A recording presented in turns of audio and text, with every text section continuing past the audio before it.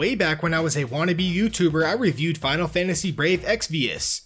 Gameplay. It's your typical turn-based old-school Final Fantasy type gameplay. Tap to normal attack, slide over to special attack, defeat the enemy and earn stuff. Cool! The amount of cringe is unsettling. I enjoyed Brave Exvius for its retro art style as well as its semi-Final Fantasy mechanics. Years later, I am still a wannabe YouTuber. I'll go here, gather this, and return it there. Sometimes I wonder how I still have a following. Now I'm playing the sequel, War of the Visions Final Fantasy Brave Exvius. Now that's a mouthful of Dissidia cup noodles. It may be a sequel in name, yet everything about War of the Visions is the opposite of the game that started the mobile spin-off franchise in the first place. Let Tiny guide you through this brave new world. Welcome folks to a Tiny review. First up, as always, gameplay. Forget everything you knew about the original game. This is not a classic turn-based RPG. Instead, we are greeted with a tactical isometric grid-based RPG. I'll address the chocobo in the room. This is basically Final Fantasy Tactics, or at least a mobile iteration with a few gameplay tweaks, as well as a whole different storyline involving a kingdom, some bad guys, and well, a chocobo carriage of course. The moment-to-moment gameplay consists of strategic placement and well-executed attacks. Like many from this genre, learning the various systems and taking advantage of the map is essential to victory. In terms of controls, well, it's on mobile, so tapping is the go-to way to play, although you can use a sort of D-pad to maneuver the heroes. That's something I haven't seen in this type of game. I will acknowledge that the battles play out rather slow. It doesn't break the game by any means, in fact it makes for methodical scenarios. Yet some may not like the slowness this genre is known for. I would have liked a way to speed up the animations for quicker battles. I did enjoy the crystal mechanic, gather crystals from dead enemies to grant stat boosts. Okay, time to break down what you'll actually be doing.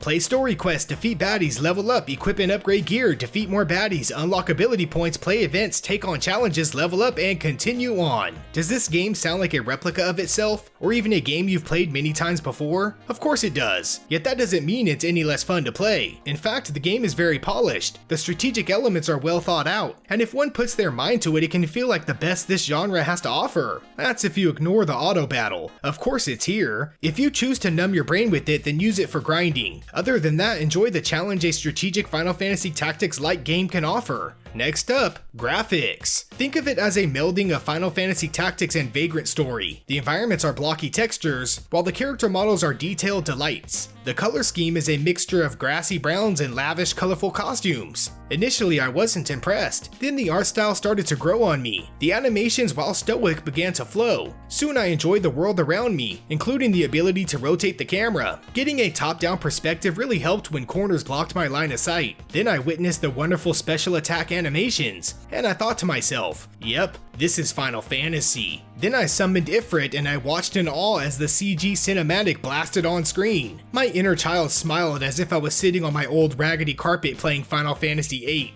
I'm not saying the graphics are the best I've seen on mobile, I am saying the style and grace presented is a great addition to the game. It's simple with a little extra pizzazz. Finally, free playability. If you thought finding enemy weaknesses was complicated, let me introduce you to the monetization. Gotcha, gotcha, and more gotcha. Surprisingly, the hero summoning isn't the worst part of the monetization. I am okay with certain gotcha mechanics, and here I was bestowed some cool ultra rares. Creating a team did not feel like I was forced to spend money. Then I found the enormous amount of so-called extra goodies. Things like items for upgrades, stat boosters, more items for things I don't know, and of course diamonds for summoning. It even goes as far as to separate paid diamonds from free diamonds. Some objects can only be acquired with paid currency. I can't even tell you what all this stuff is used for. Soon confusion set in. One thing I know, paid items and confusion can lead to paying for items out of confusion. Are you confused yet? In the end, I despise the in-game shop. Oh, and the Mog shop.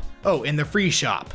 There's more shops than a small Final Fantasy town. Now the game is playable without spending cash, yet the difficulty spikes are designed to lead you into the store. The whole thing leaves a bad taste in my otherwise tasteless mouth. It's a stain on an otherwise enjoyable experience. Now that I've delved into War of the Visions, I have a new vision of the game. Is it a download it, a give it a try, or a waste of space? This semi-top-down sequel comes in as a maybe give it a try. Those who enjoy this genre will find a very competent experience, a strategic blast of wait your turn attacks and thought-provoking grid movements. The graphics are a cool mixture of classic animations and eye-popping specials. You may be able to forgive the aggressive monetization, just be aware of its tactics. See what I did there? If you don't enjoy this genre, this is not the game that would change your mind. If anything, it will remind you of why you don't enjoy this genre in the first place. It's a game tailored for a certain audience, and sometimes that's just okay. So if deciding whether to wait, move, or attack sounds like a fantasy, then give it a go. Or if it sounds like 1,000 needles to the brain, then you may want to give it a pass. As always, thanks for watching Tiny Little Games. Please subscribe to support my channel, like for more reviews, and ring that notification bell for video updates. Fun fact: Final Fantasy VIII was the first Final Fantasy game I completed. I had to go back and play Final Fantasy VII.